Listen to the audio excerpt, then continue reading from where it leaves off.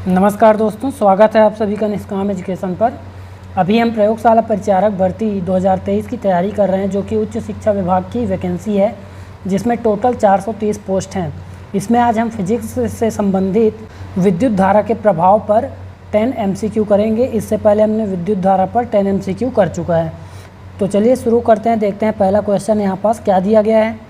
पहला क्वेश्चन है, यदि R प्रतिरोध वाले किसी चालक में T समय तक धारा I प्रवाहित की जाती है तो चालक में उत्पन्न ऊष्मा होगी। तो ऊष्मा का जो सूत्र होगा वो कौन सा होगा पूछा जा रहा है।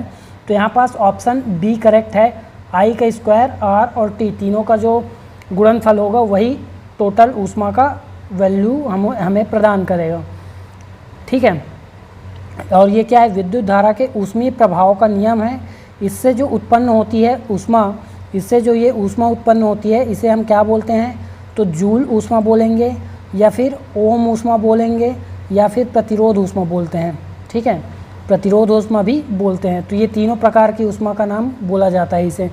इसके बाद अगला क्वेश्चन देखिए। अगला क्वेश्चन है, CFL एवं ट्यूबलाइट में किस धातु का प्रयोग किया जाता है। ऑप्शन है नाइक्रोम, टंगस्टन, सोडियम मिश्र धातु या फिर पारा। तो देखिए ट्यूबलाइट में जो है पारा का उपयोग किया जाता है। पारा और फास्फोरस का उपयोग किया जाता है। सबसे पहले क्या किया जाता है, पारे का जो वाष्प होता है कम दाब पर भर दिया जाता है, जो कि विद्युत धारा के कारण क्या होता है, विद्युत धारा के प्रभाव से अल्ट्रावायलेट प्रकाश उत्सर्जित करता है, पराबैंगनी प्रकाश उत्सर्जित करता है, जिससे ट्यूबलाइट के जो भीतरी सतह पर कोडेड होता है क्या, फास्फोरस। ये फास्फोरस जो कोडेड होता है ये अल्ट्रावायलेट प्रकाश की वजह से क्या होता है, चमकने लगता है, जिससे हमें प्रकाश प्राप्त होता है।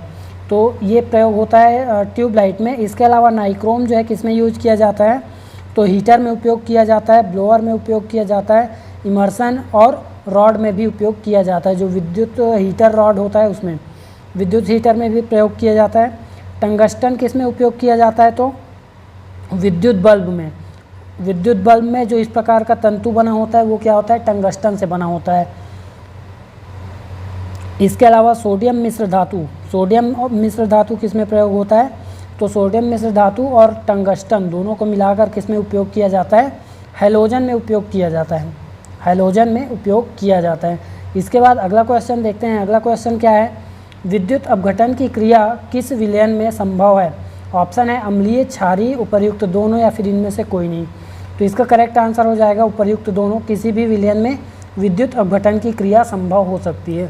और विद्युत अपघटन क्या है, तो किसी भी अम्लीय या क्षारीय विलयन में जब विद्युत धारा को प्रवाहित किया जाता है, विद्युत धारा को प्रवाहित किया जाता है तो प्रवाहित करने पर उसमें जो घोल रहता है वो क्या होता है, अपने आयनों में विखंडित हो जाता है।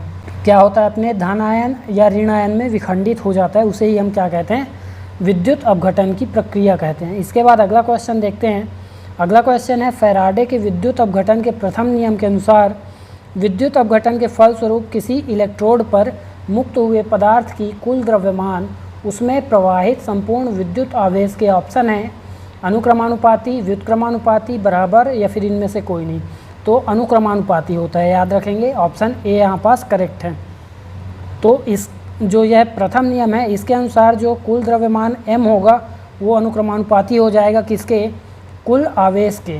तो आवेश यानी q के अनुक्रमानुपाती होगा। इसको सॉल्व करेंगे तो m = z, q मिलेगा। z क्या है कि स्थिरांक है, ठीक है, स्थिरांक या नियतांक है। और जब इसमें यदि कूलाम की मात्रा 1 हो, कूलाम मतलब जो आवेश की मात्रा हो 1 कूलाम हो, तब यहाँ पास क्या हो जाएगा, m = z। और यही क्या है, फैराडे के विद्युत अपघटन का प्रथम नियम है। इसके बाद अगला क्वेश्चन देखते हैं। अगला क्वेश्चन है, विद्युत अपघटन द्वारा तांबे पर चांदी की परत चढ़ाने के लिए सिल्वर नाइट्रेट के विलयन में सिल्वर की छड़ को किससे जोड़ना होगा, कैथोड, एनोड या फिर इनमें से कोई भी एक, या फिर इनमें से कोई नहीं। तो देखिए कैथोड मतलब यहाँ पास क्या है, माइनस चार्ज, एनोड मतलब क्या होता है, प्लस चार्ज। तो इनमें से कोई भी एक तो नहीं यूज़ करेंगे, इसमें क्या करेंगे, एनोड का उपयोग किया जाता है। जिस धातु की परत चढ़ानी हो उसे एनोड से जोड़ना होगा, और जिस पर परत चढ़ानी हो उसे माइनस से जोड़ना होगा। इसके बाद अगला क्वेश्चन देखते हैं। अगला क्वेश्चन है, किसी छोटे उपकरण की विद्युत बैटरी की ऊर्जा धारिता किससे मापते हैं? ऑप्शन है मिली एम्पियर आवर, एम्पियर या फिर वोल्ट एम्पियर आवर। तो देखिए इसका करेक्ट आंसर हो जाएगा मिली एम्पियर आवर। जो हम मोबाइल की बैटरी की बात करते हैं mAh वही है मिली एम्पियर आवर। इसके बाद एम्पियर आवर किस में होता है? बड़े उपकरणों में प्रयुक्त बैटरी की ऊर्जा को मापते हैं। जैसे मोटर कार की बैटरी की जो ऊर्जा होती है उसको मापने के लिए एम्पियर आवर का उपयोग करते हैं, जो कि 12 वोल्ट का होता है। इसके बाद एम्पियर तो विद्युत धारा का मात्रक है और ऑप्शन डी है वोल्ट एम्पियर आवर। इसके बाद अगला क्वेश्चन देखते हैं। अगला क्वेश्चन है जिन सेलों में रासायनिक ऊर्जा द्वारा विद्युत ऊर्जा प्राप्त की जाती है उन्हें कहते हैं? ऑप्शन है विद्युत अपघटनी सेल, गैल्वेनिक, उपर्युक्त दोनों, इनमें से कोई नहीं। तो जिन सेलों में रासायनिक ऊर्जा से विद्युत ऊर्जा प्राप्त करते हैं उसे गैल्वेनिक सेल कहते हैं। जबकि जिन सेलों में क्या होता है? विद्युत धारा से प्रवाहित करके विद्युत अपघटन की क्रिया कराई जाती है। क्या कराई जाती है? विद्युत अपघटन की क्रिया कराई जाती है, उसे हम विद्युत अपघटनी सेल कहते हैं। इसके बाद अगला क्वेश्चन देखिए। अगला क्वेश्चन है चुंबकीय क्षेत्र में प्रति एकांक क्षेत्रफल से लंबवत गुजरने वाली चुंबकीय बल रेखाओं को क्या कहते हैं? ऑप्शन है चुंबकीय क्षेत्र, विद्युत चुंबकीय क्षेत्र, चुंबकीय फ्लक्स या फिर इनमें से कोई नहीं। तो इसको कहते हैं चुंबकीय फ्लक्स। ऑप्शन सी यहाँ पास करेक्ट आंसर है। और चुंबक के आसपास यदि कोई चुंबकीय वस्तु क्या करे? चुंबकीय बल का अनुभव करे, तो जिस क्षेत्र तक वह चुंबकीय बल कार्य करता है उसे हम क्या बोलते हैं? चुंबकीय क्षेत्र कहते हैं। इसके बाद अगला क्वेश्चन देखिए। अगला क्वेश्चन है विद्युत चुंबकीय प्रेरण की खोज किसने की? ऑप्शन है बेंजामिन फ्रैंकलिन, एलिसांद्रो वोल्टा, फ्लेमिंग या फिर माइकल फेराडे। तो इसका करेक्ट आंसर हो जाएगा माइकल फेराडे। ऑप्शन डी यहाँ पास करेक्ट है। इन्होंने 1831 में इसकी खोज की, विद्युत चुंबकीय प्रेरण की। इसके अलावा बेंजामिन फ्रैंकलिन जो ऑप्शन में है, इन्होंने आवेशों को प्लस चार्ज और माइनस चार्ज नाम दिया, धनात्मक और ऋणात्मक आवेश नाम दिया। इसके अलावा एलिसांद्रो वोल्टा, इन्होंने क्या किया? गैल्वेनिक सेल का निर्माण किया। गैल्वेनिक सेल का प्रथम बार निर्माण किन्होंने किया? तो एलिसांद्रो वोल्टा ने किया।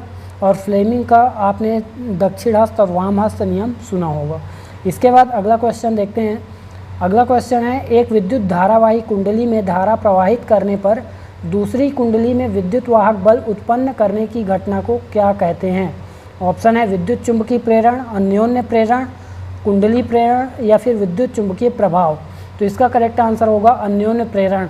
अर्थात एक कुंडली से दूसरी कुंडली में विद्युत चुंबकीय क्षेत्र उत्पन्न होना या फिर विद्युत वाहक बल उत्पन्न होने की घटना क्या कहलाती है? अन्योन्य प्रेरण कहलाती है। तो इसी के साथ जो फिजिक्स का विद्युत धारा के प्रभाव से संबंधित 10 MCQ यहाँ पास कंप्लीट होते हैं। और प्रयोगशाला परिचारक की तैयारी के लिए जुड़े रहिए चैनल से। वीडियो में अंत तक बने रहने के लिए धन्यवाद।